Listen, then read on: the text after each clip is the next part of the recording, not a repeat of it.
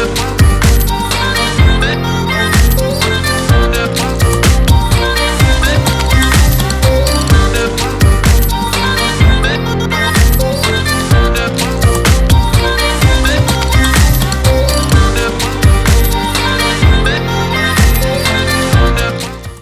morning, good morning, good morning, and thank you for joining me on another episode of the Roundtable Talk Show. I am your host, Sharifa Hardy, and like every other show, this show is going to be amazing, but it's my Monday show, and I didn't tell my guests what that means, but my viewers, you already know. There are two shows you do not want to be a guest on. That's my Monday show and my Friday show. Mondays, I've had way too much sleep. Friday, I haven't had enough sleep. So only the good Lord knows what I'm going to say today.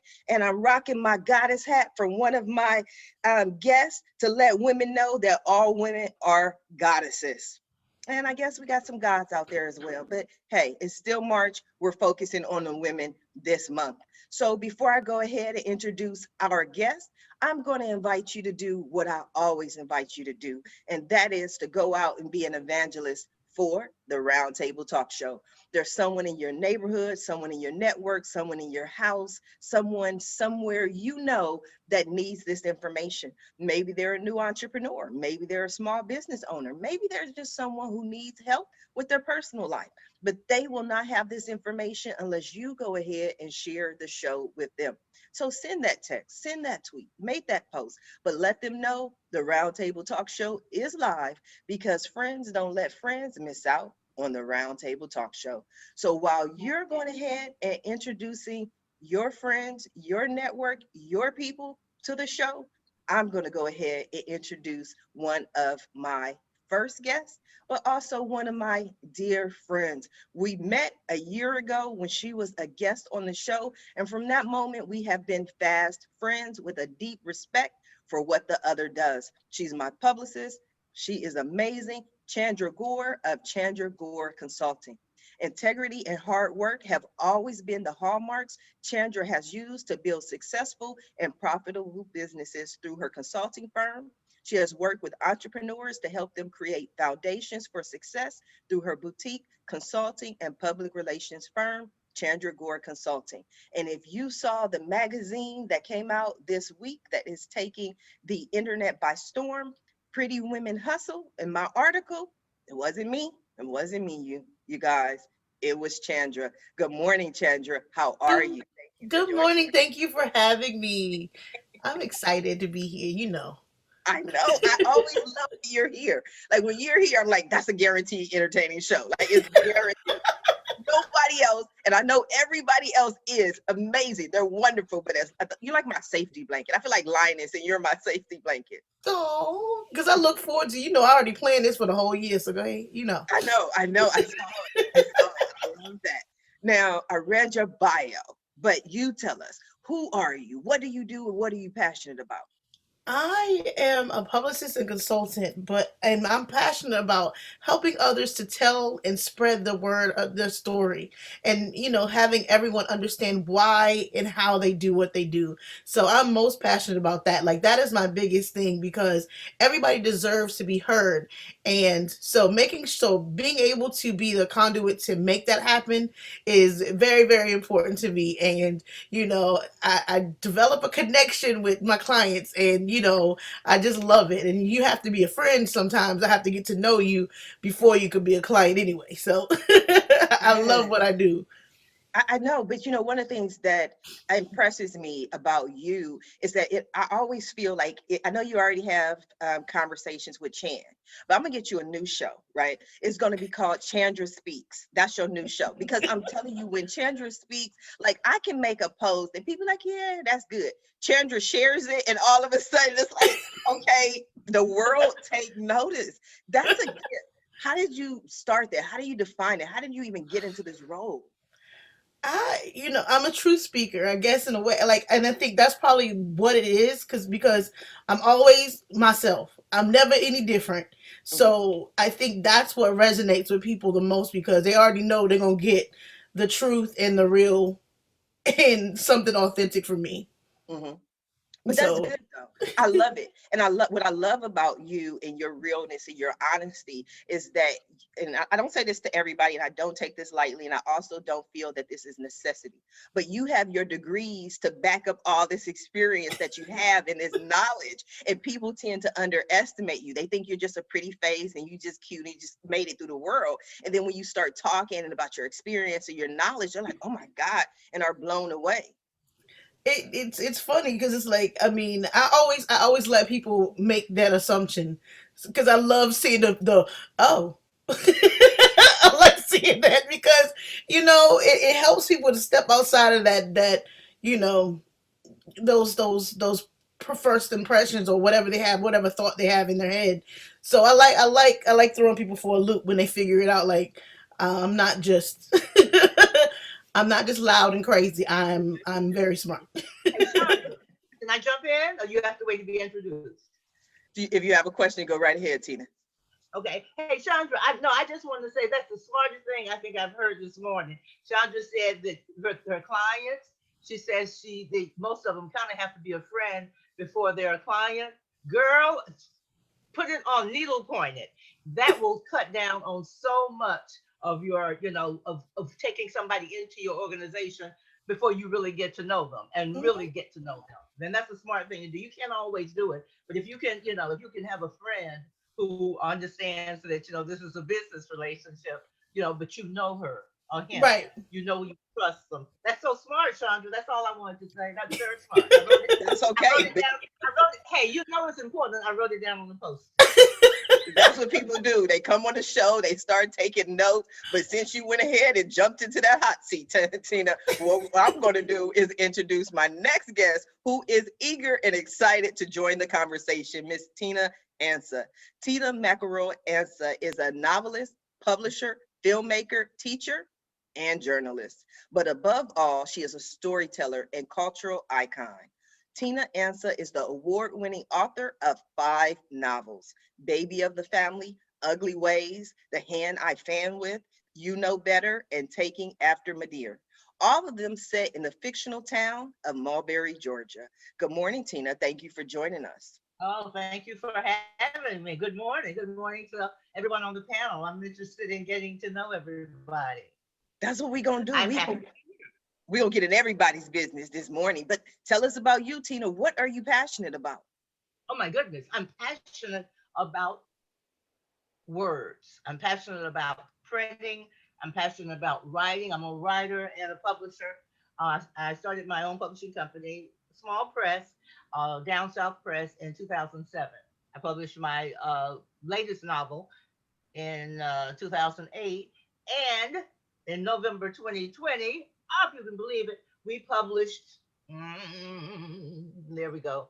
You see the beautiful cover? We published Meeting at the Table, which is a collection of African American women. Meeting at the Table, African American women write on race, culture, and community. And my 50-year girlfriend, my freshman college roommate, not Wanda Smalls Lloyd, who wrote a memoir this last year, 2020. It was published in 2020. And I are, good friends. We've known each other for 50 years. And she's a journalist, and she's been a journalist her whole life, and I've been a writer. And after George Floyd's death, sorry, after George Floyd's killing, after Breonna Taylor, 2020 was just, I lost my husband in January of 2020. 2020 was just kick ass. Everybody's got a 2020 story. And Yes. so I called my girlfriend, Wanda. She was just keeping in touch with me because I was going through grief and all the rest. But I was looking for a purpose. Sharifa. I was looking for a purpose in life because I looked up and thought, okay, Janae's not here, my husband's not here. What am I going to do? So I knew I was going to write and keep publishing what I've been doing. But I didn't really have a purpose, and it scared me. You know how you look down the road, where you're going, and you don't know exactly where you're going, but you have an idea. I couldn't see where I was going, and so I called Wanda, my friend, on June 12th, 2020. And I said, "Hey, Wanda, how you doing?" And she said, "I'm not doing well." She says, "I'm angry. I'm depressed. I'm tired. I'm confused. We had all the COVID. We had the demonstrations in the street. Oh gosh, we had just murder, see, just killing after killing of black people, black bodies, and everybody was just, everybody was having 2020. And Wanda and I said, what can we do? She said, we ain't gonna get out in the streets. We are of a certain age, and we're not gonna get out on the streets, protesting. And so, we were both writers. She had just published her memoir. I had written the foreword to her memoir. We had worked together, and before we got off that phone, little schoolgirl, on June 20th, we had come up with an idea. Well, let's do a compilation of essays by Black women. I got a publishing company. I can fast forward it. She had just published a book. We're both editors, and we sat down and just started thinking of the women that we wanted to write. And some, everybody was for us, but everybody couldn't do it. They said they were, they had they were caregivers, for their parents. They had books to write. They were on deadline. Ava DuVernay said she didn't have enough bandwidth to do anything, but she said onward. And that was just like wonderful. Cynthia St. James, the artist who did all of Terry McMillan's work. We asked her to do an essay, and she said, I can't do it, I'm on deadline. She said, but I tell you what, I'll send you 2 images, and you can pick from those, and you can have them for the cover of your book. Wow, so, congratulations. It was amazing. It seems amazing. It was amazing. It all came together, and we had books. We started on June. We had books in our hands on November 30th. Wow, I am impressed, amazed. 5 months later, that is a skill. That is wonderful, Tina. I am going to come back to you. I want to go ahead and introduce our next guest, the incredible Miss Lisa Marie Bast.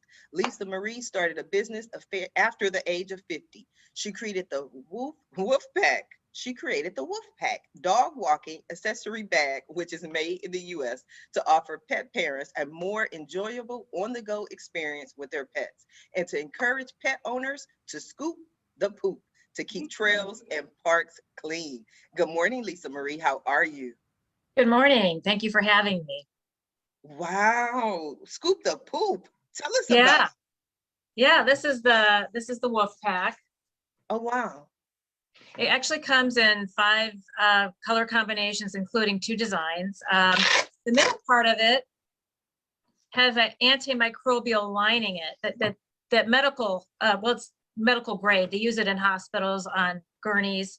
So it's actually treated, it's antimicrobial. So when you scoop the poop and you bag it, you just stick it in there and you don't have to carry it. It also encourages pet parents to pick up after themselves when they're on the trails, in the parks, in the neighborhood. I don't think most people know that poop, doggy poop, is actually bad for the environment. It's got a lot of bacteria and parasites in it, and it also pollutes our waterways, our streams. So, we want people to pick them up. And I think it's really burdensome and unpleasant for pet parents to have to carry that stinky bags of poop whenever they walk their pets. So this actually solves that problem. It also has separate pockets for all the other stuff you take with you. I put, lipstick in there. I put my disposable water dish. Obviously, I'm a pet lover. Treats, extra bags, Kleenex, things like that. So, yeah. Okay. So you mentioned in your bio that you started this business after 50. Yes. It inspired you. You wanted to make a difference in the world. So what were you doing when you came up with this idea? Well, what was your career is my question. My career? I have a degree in communications, and I worked in public relations and communications in healthcare industries and with PR firms. Yeah. So, but I always wanted to be an entrepreneur. Mm-hmm. And, my dad was a successful entrepreneur. Unfortunately, he, I loved him dearly, but he didn't really see women as entrepreneurs. So, really, when he before he passed away, he turned his thriving business over to my brother, who now runs it. So I thought to myself, okay, I'm never going to be part of it. So what do I do for myself?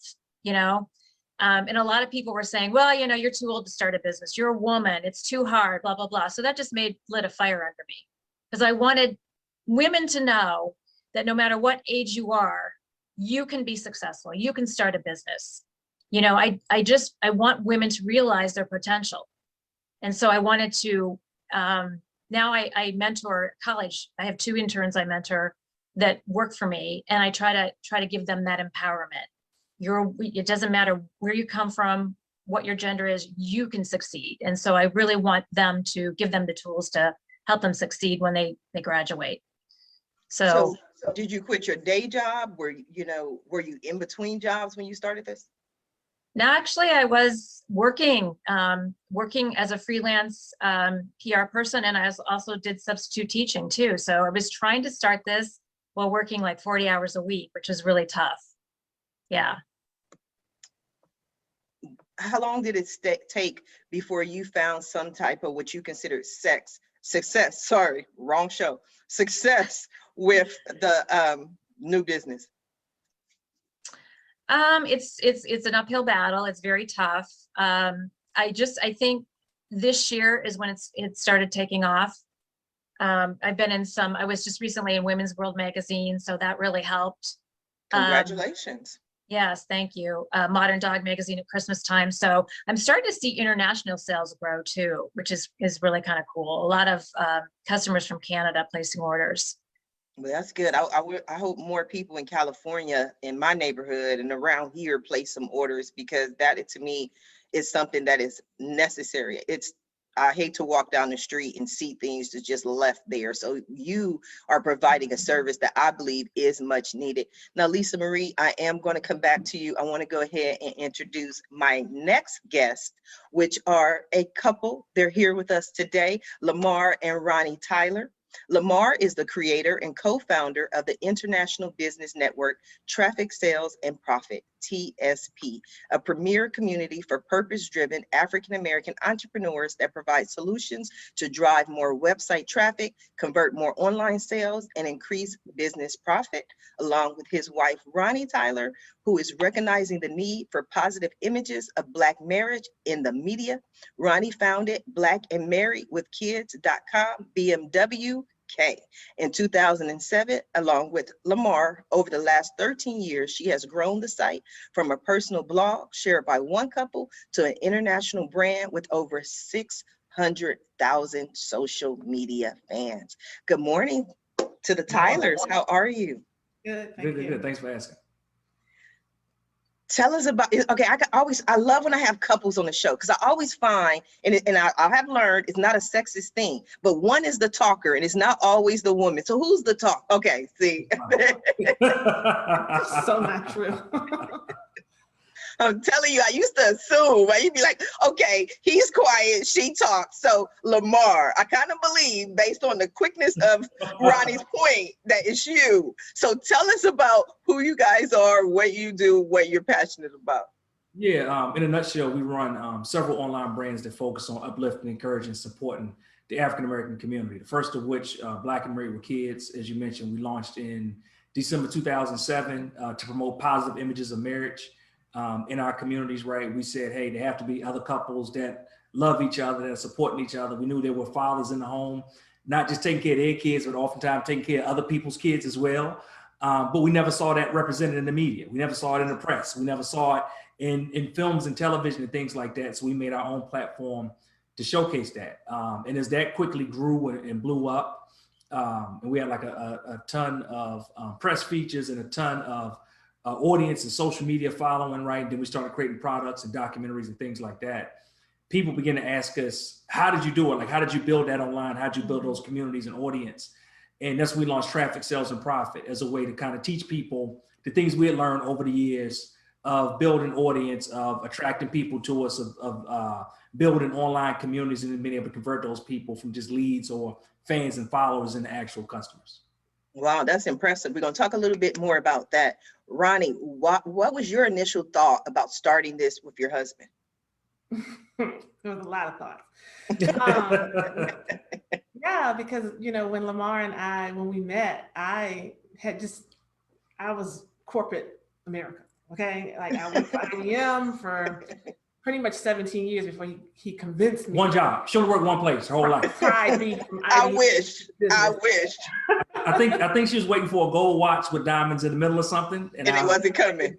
That probably what happened. 25-year anniversary. But anyway, and so that's a whole topic or conversation in and of itself, like just working with your spouse and getting, one spouse having that entrepreneurial mindset and the other one corporate, and having that vision and getting on the same page with that, because we definitely have some tips about that. But we're going to talk about that. We might have to do a whole nother show to talk about that. But it's a real thing. I mean, we're laughing, we're smiling, and we're joking, but it is really serious. Take it from somebody who has been divorced twice. And when people ask me what went wrong, I usually tend to say it really came down to the difference between, because one of my husband works, my ex-husband works for Los Angeles Unified School District. My first husband, my kid's father, he's been at his job. My daughter's 27 for 25 years, you know, so it was always this battle. So I can completely relate. So what happened to close the doors after 17 years? Did you just make this jump into entrepreneurship, or did something happen? No jumps. But I mean, we were very intentional about like phasing into entrepreneurship. First, Lamar left his corporate job and so that we could grow the business. We had to definitely see some consistent revenue, like Lamar calls it CPR, consistent, predictable revenue in the business. But once we started seeing that, then he left his job and he was working it for a while. And then I came over from my position as well. So that's how it pretty much worked. But yeah, when he brought the idea, first we started off as bloggers with Black and Mirror with Kids. When he brought the idea to me, I thought it was a great idea. And we picked the topic of supporting and uplifting relationships, number one, because it was something that we both could be passionate about, right? Because since we're going to be partners in the business.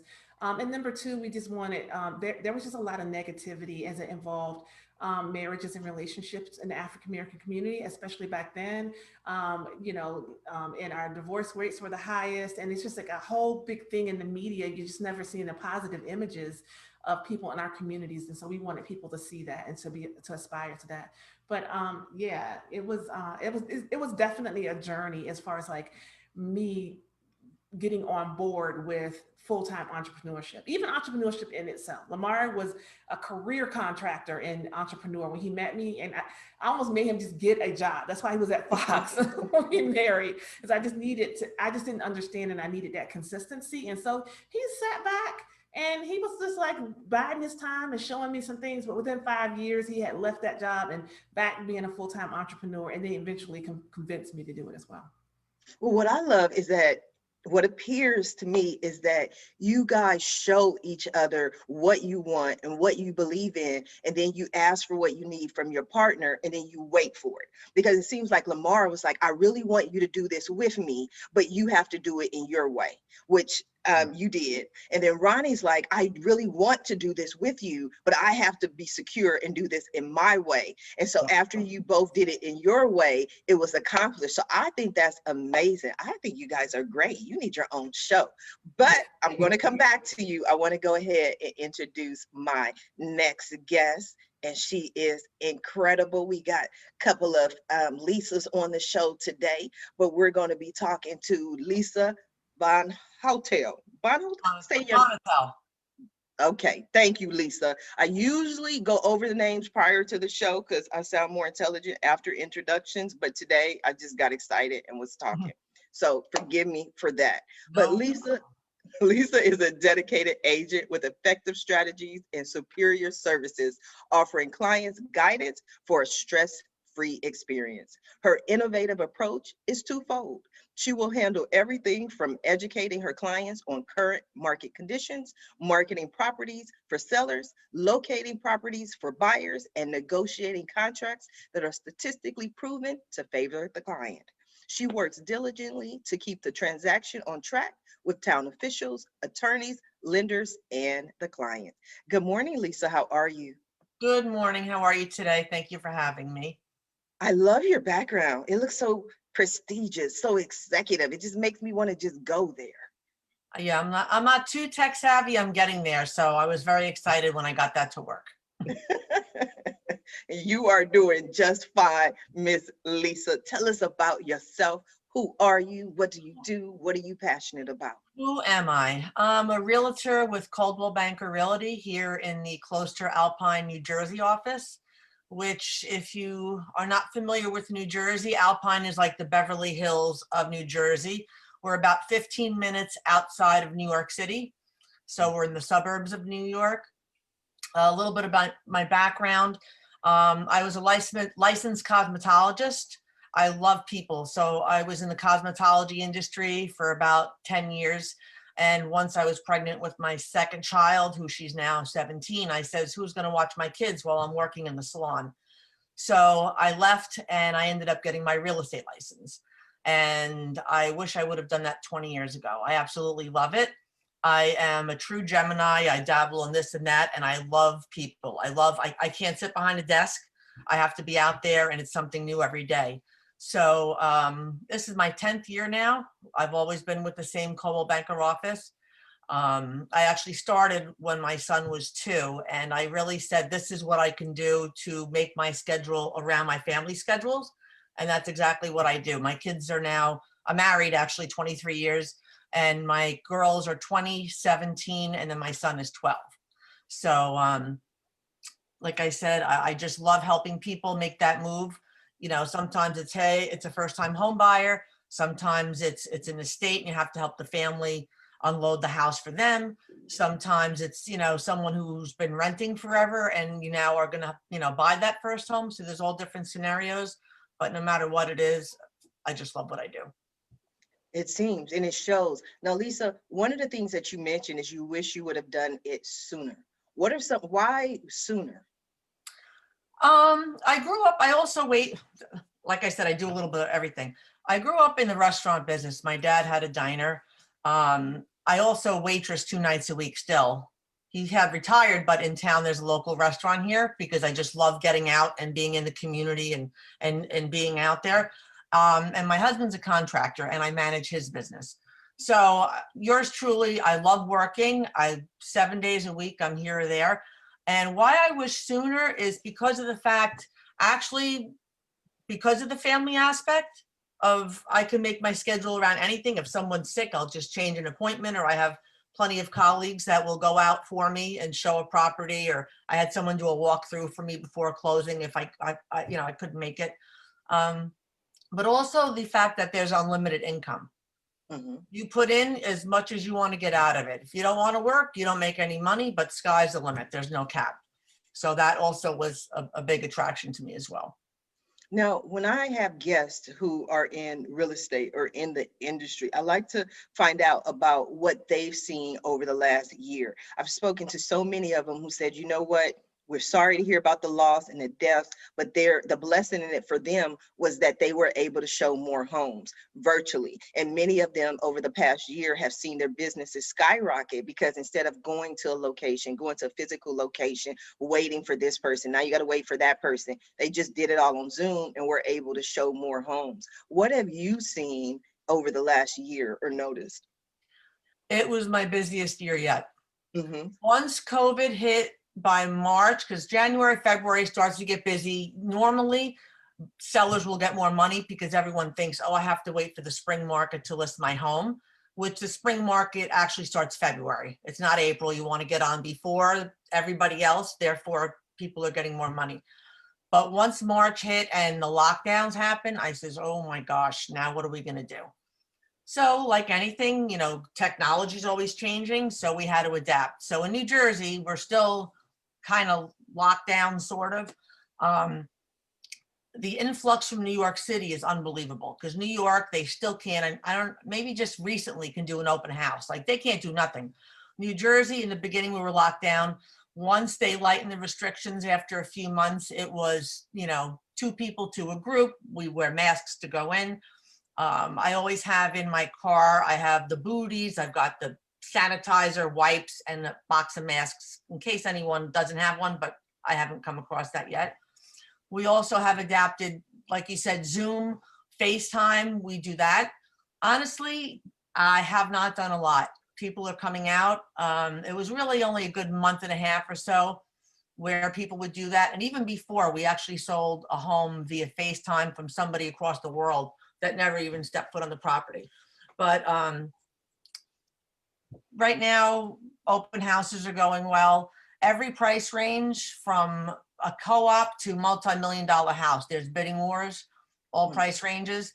Not enough on the market. I just put an offer in yesterday. There's 9 offers the first day on the market. And, you know, you just have to explain it, and you have to go over with your buyers what to expect. It's not the way it was. And just because COVID hit, you're not going to get a deal. It's going above asking. And then you just have to see what happens. So I'm in California. In California, we were completely locked down. So I asked certain questions, and other people in other parts of the countries, no offense to Florida, but especially my Florida guests, they're like, no, our world, that has not been our experience. Everything's opened up. I'm like kind of jealous, but that's okay. Yeah. Well, it's not that everything's opened up here. I mean, even in, like in the restaurant I work in, I don't even know. I don't pay attention anymore, because even if they say it's 50% capacity, people don't realize they still want you 6 feet apart. It doesn't matter if it's 100%, but if you're still 6 feet, the same amount of tables are in the restaurant. Right. So businesses are, you know, with that capacity, you know, in that sense. But in terms of the housing market, we just obey by, you know, just if it's a family, we let that family in. When we're doing an open house, I always do it with a partner. So one will have someone upstairs, one will have someone downstairs, and we switch, so you're not crossing paths. And then once they leave, I squirt their hands when they come in with sanitizer, as well as when they leave. So we all just do our best. We all do our best. That's what we do here, and what we all have been doing for the last year, our best. Now I want to go over to Lamar real quick. I was listening to Tina, and she was talking about her books, and all her books seem like they would be right up your alley. What would you advise her, or what would be your thoughts on ways that she would further be able to get her book series out there? Well, actually, first of all, when she was mentioning, as soon as she came on, Ronnie was like, I got her books. So Ronnie, I don't know, Ronnie might have some ideas. Ronnie, Let me go to Ronnie then. What are your thoughts? I mean, as far as like getting her books out there, a couple of things that we did, because, you know, Lamar and I, we do movies too. We have 7 documentary films, and we never waited for anyone else to like publish us or to promote for us. We just like kind of focused on marketing our films and our movies ourselves and building audience. So number one, yeah, I'm reading one of her books for the second time now. I think the Hand I Fan With, or whatever, that one. Yes, so I'm reading that for the second. Wait. Have you read it to Lamar? I have not read it to Lamar. She's slipping. Yes, there are certain parts. I have actually gotten flowers from husbands. I swear I have. No, she is holding out. We'll exchange. We'll have our emails. I'll give you this, but when I give it to special people like you, my book, when I sign it, they're chapters. It's the only book I've written with chapters, so you can go to the good parts. So I go and I check the chapters that men love to have their women read. I've had men say to me, I never heard those words come out of my wife's mouth ever. Okay, hold on. I feel like we had a party that I was not invited to. Even when I was reading the bio, that's the one that stood out to me. I was like, what is the hand that I think? What is that? Real sexy. It's a sexy, real sexy book. It's a long book. Because people said they didn't want it to end. It's a story of Lena McPherson, who's the main character in our first book, Baby of the Family. And she's grown, and she has lots of stuff, physical stuff, you know. She has lots of land and a beautiful house and la-di-da and la-di-da. She has all these, you know, fancy clothes and everything, but her family has all died. She doesn't have anybody, and she's the hand the whole town fans with. You know that expression, the hand I fan with? You know, somebody will say, oh, you know, somebody else's, gumbo is better than yours, and you'll say, oh shoot, you know what you're talking about? She's the hand I fan with. That's the person who you go to. That's the one you brag on. That's the one who always has a little piece of change for you.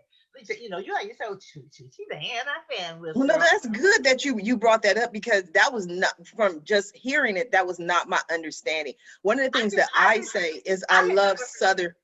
Oh, I mean, I like your definition. I just want to be on the same page, because I love Southern women. Like, Southern women to me know how to say F you in just the most polite way. And they usually do it like, oh, you know, oh my. I have a chapter, Ronnie Tyler, I have a chapter in The Hand I Fan With called F you. Mm. You remember that part? Yes, the whole chapter. So I definitely. It's a very sexy book. It's about a woman who doesn't have any love in her life. She has lots of things, and she and her girlfriend get together. You know how you get together, and drink a little wine or smoke, and you start doing crazy things that you wouldn't do. And they go out on her beautiful deck and they do this ceremony because she was born with a caul or a veil over her face, and she's supposed to be able to see ghosts. Anybody know that? A veil or a caul? Yes. Thin I'm from the membrane. South. Go ahead. There you go, Chandra. Thank you. There's my girl.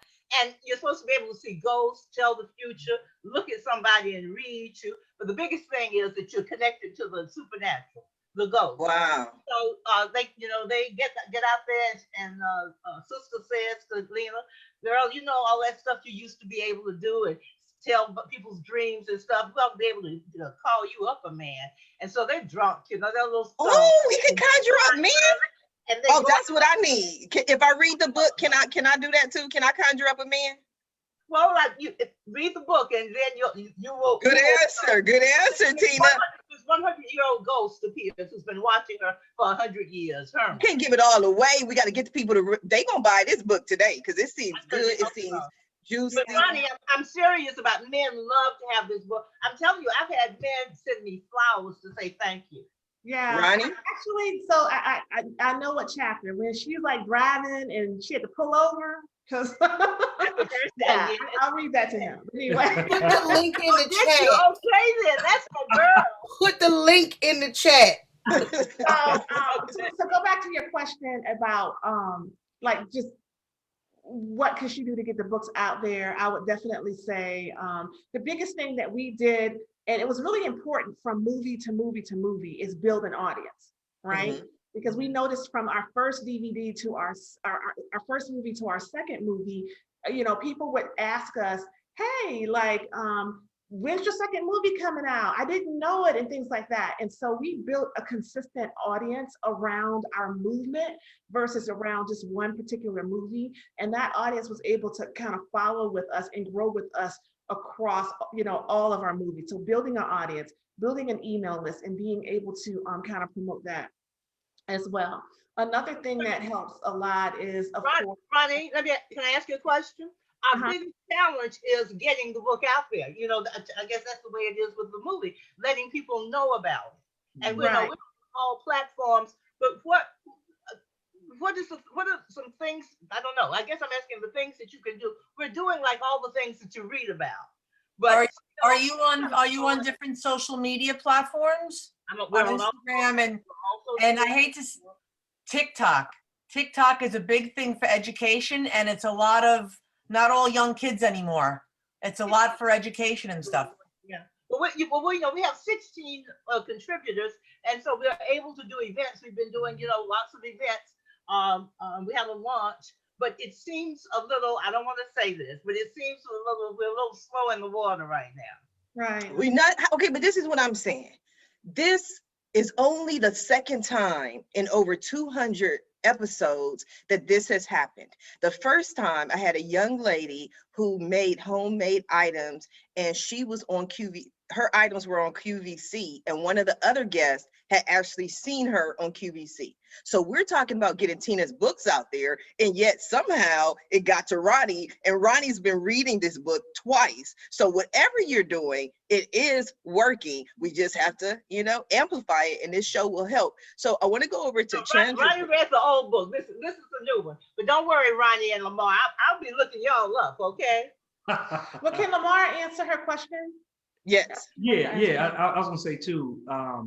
Ronnie's on, right? So one of the things is we have to be very intentional about capturing customer data, right? Which is hard in traditional measures, because traditional measures, if the books or movies or whatever you got go out to bookstores, you don't really know who buys them. You know what I mean? Like you don't know, or even if you sell through Amazon, you don't know who the customer is on the other end.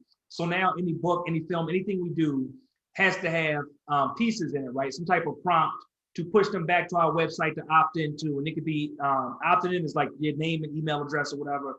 And it could be opting into maybe some additional chapters, maybe behind the scenes interview with the authors, right? Or some type of added value that'll make them, if they're reading through, stop and say, or maybe it's just hearing, Tina, some of the other contributors in their own voice read the words. But it's something as they're going through the book, they stop and they see that prompt inside the book and say, ooh, I want that. They go to the website, enter their information, because then, like Ronnie mentioned, as each additional book launch, you relaunch and republish old books, it gives you the ability to go back to those customers, right? The people that are most likely to buy, or the people that already bought the previous books, instead of traditionally what normally happens is it feels like you got to start every project from ground zero and try to find people over and over again. Whereas if you got the list of them, you can kind of go back and say, hey, you know what, let me start with people that already have it. And as you introduce new titles and get new people in, you can let them know about the old titles that a lot of times they're not even aware. When they read something, they think, oh, this is great. They don't even realize that you got this big catalog behind you already that, of course, will lead to increased sales too. So that capture the customer data piece is huge. Absolutely. It's wonderful advice. Thank you for that. That is great. That is definitely great. I want to go over to Chandra real quick. Chandra, I got a problem. I need you to solve my problem. Okay. What's I live up? in Long Beach, right by the beach. I walk around here all the time and I see poop. I see the poop everywhere. How are we going to help Lisa Marie save the world? Ooh. So I did inbox her. I did send her a private chat because I think that she could actually leverage the days of the year that have, environmental days that could elevate and get the reach that she needs. And I do think by, scheduling your post around those things or making posts, even blogging on your website about why it's an environmental hazard, but also tie it into another lesson learned and how, to appeal to fur baby owners. So that's a good way to do it. And then I'm sorry, I got to segue to Tina real quick. She wants to get the book out there more. There are so many different outlets right now who are talking to authors. So you could get really good reach by doing Instagram lives with these outlets who are looking to feature authors and stuff like that. I'm going to jump back to Lisa B. But I do think that if you could, even if you have guest bloggers people who submit based on, you get 5 people to submit why, how they pick up their poop or what reminds them to pick up the poop. That's a great post because you're engaging the audience and engaging people to pay attention, to talk about things, but you're also kind of drawing them in to be a part of your brand. So Yeah, actually April 1st through 7th is Scoop the Poop Week. yeah. Oh, wow. So- See, I didn't even know that. I had no Yep. idea. And Lisa, and I just had right National Puppy Day, but you can even do Yeah. some quick videos on your phone. Go out and Mhm. demonstrate and Yep. just do a little testimonial with people Yeah. that have it and then start posting them as well. Because even though we're in a pandemic right now, people still want that personal, we want to Contact. talk to people. We still want to interact with people. So I love the fact that, because I have a pet, a client who has pet products. And so, I'm like, oh my gosh, it's a great thing because you want to reward your fur baby once they do what they're supposed to do outside. So it's like when you said you had a space for treats, I was like, oh, I gotta talk to you because what's better than a fashionable, you want to look good while you're walking your dog, but you also want to do your part too. So it's a very good combination. So I'm excited. I love that. Yeah. How much is the bag? How much does the bag cost? The bag itself costs $29.97. That's it. That's cheap. I thought it was higher. Surprised, yeah. No, Yeah, it's that's- made at a small family-owned business outside of Chicago. So, and they do a great job. It's got, like I said, it's got different pockets for all the stuff that you take in the back. So my customers tell me that. What's that? I'm getting one for Wanda. I'm getting one for my friend, and for Bella. Yeah. Unlike other poop bag holders, they usually just hold the bag waist, but this one has different pockets for all the other stuff. So you have everything in one place. So that makes it more convenient. You don't want to stuff things in your pockets and just put the bag poop in one little thing that most are on the market. So I wanted something that was like a carry-all, but I also wanted to, educate people on how important it is to pick up that waste on the trails in the neighborhoods. Don't just, I see people in my neighborhood, they bag it and they leave the plastic laying on the ground. Right. And that's even worse. That's crazy. Right. I know. And so, so if you don't have to carry it, then you're most likely going to pick up after your pet. Lisa, are you? Go ahead. I'm Pardon? sorry, I didn't mean to cut you up. Go ahead. Lisa? No, and I just, I have this Google alert for poop waste problems. And I've partnered with Skagit Conservation.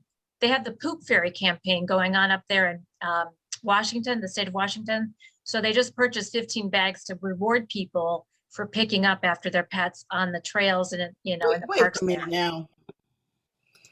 Wait a minute. That's their dog, but they are rewarding someone for doing what they're Chandra, supposed to do. Lisa's getting sales for it. Okay, that's what matters. I'm sorry.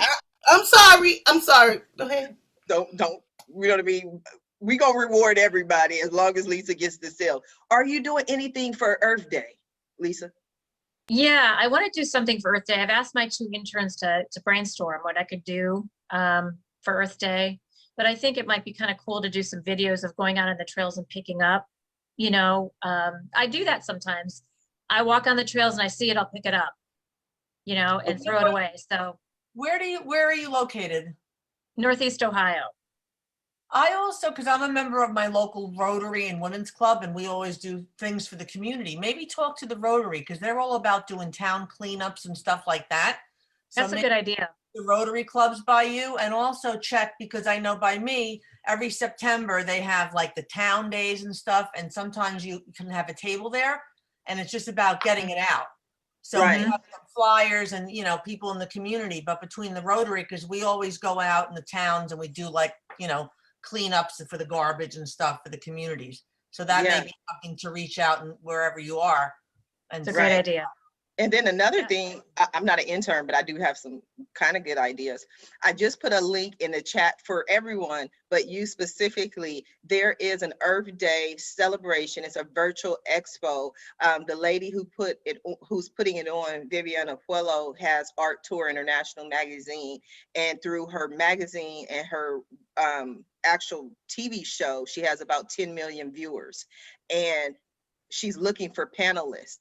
And so one of the great ways to get products out there is to be a speaker, to talk about the earth, talk about ways that, like, because one of the first things you mentioned is how the dog poop affects the earth. And this is the product is a byproduct of the conversation. So that may be a good fit for you. If anyone else is interested in see an Earth Day fit, she's also looking for panelists. Now I want to go over to Lisa. Lisa B, you gave some great ideas and suggestions for Tina and for Lisa Marie. How do you use social media and marketing to get your business out there? I love doing Facebook Lives. Whenever I do an open house or I'm out doing something, I'll quickly get on, and people, a lot of agents in my office get intimidated. I said, listen, this isn't a professional, you're just going to go out and do it. People want to see you live, with your hair in a ponytail, whatever, getting coffee in the morning. They want to see what you do during the day, because people think real estate agents just open a door and you're done. They have no clue what we have to do on a daily basis. So I just try to do Facebook Lives. I have a business page as well as my personal page. I also started a Facebook group called Northern Valley Vibes, because the 7 towns where I live are located in the Northern Valley School District. And when people are looking in one town, they usually will stick within the 7 towns, and every town has their own Facebook group, but I wanted something where you can go to one group and see what's going on for all 7 towns. So I started doing business owner interviews, especially now during the pandemic. And there's videos on there for a local restaurant, a beauty salon. I did a deli. So we put it on the Facebook pages, and then I can tag them and share it for the community, to go over local businesses, because they're the ones through the brunt of this who have been shut down. I'm on TikTok. I'm on Instagram. I'm on YouTube. I'm on LinkedIn and Facebook. So Wow. I just try to, do a little bit here and there and repurpose my content. So when I put the video out, there's a blog post. And then, like I said, I'll do snippets here and there.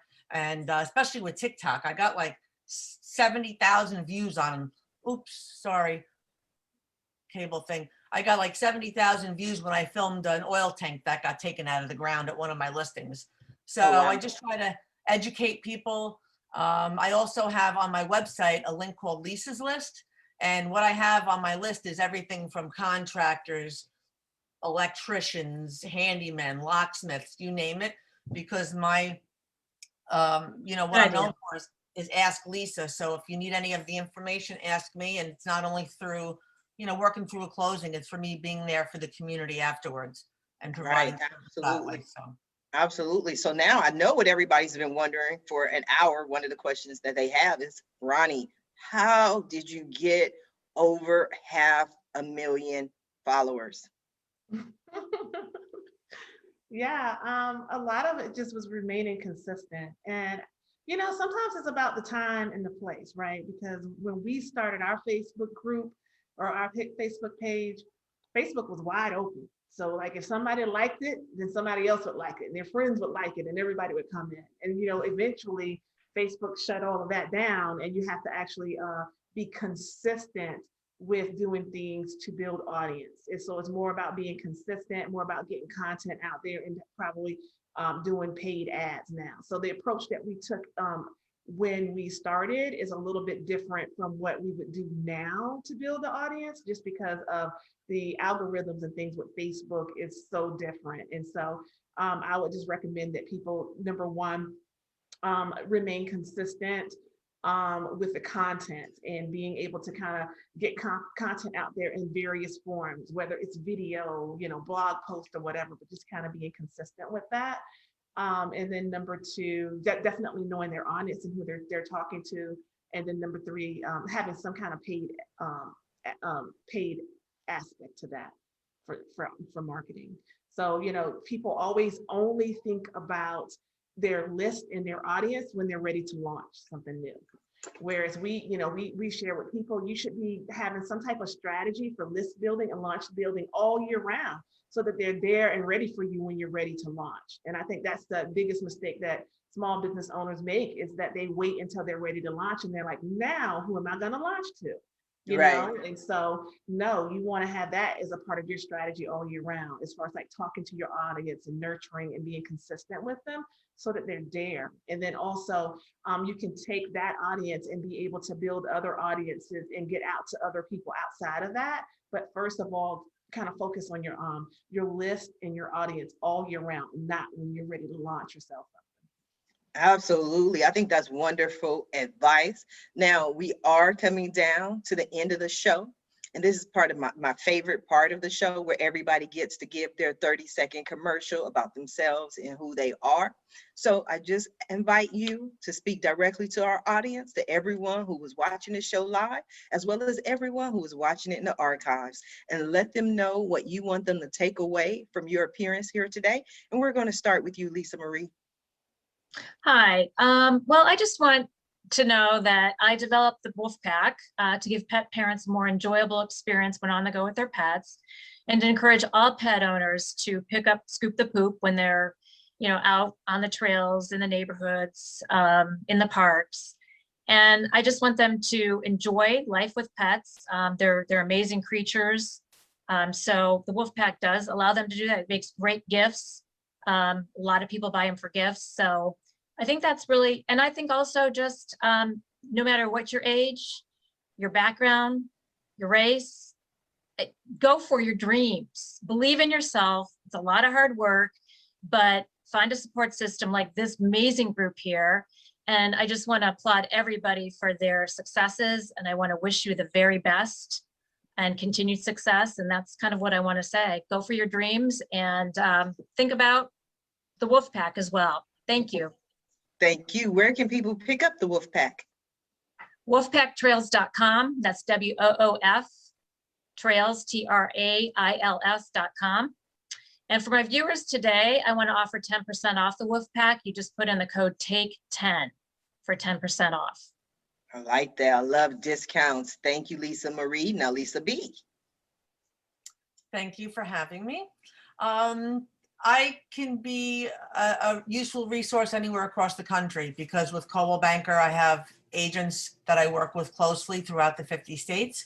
So if you're looking to buy, sell, rent, or invest, you can contact me. I'm at lisabonatel.net. That's LISABONHOTAL.net. I'm also on Facebook, which is same thing, Lisa Bonatel Realtor. Instagram, my name is Lisa Bonatel. YouTube as well as TikTok.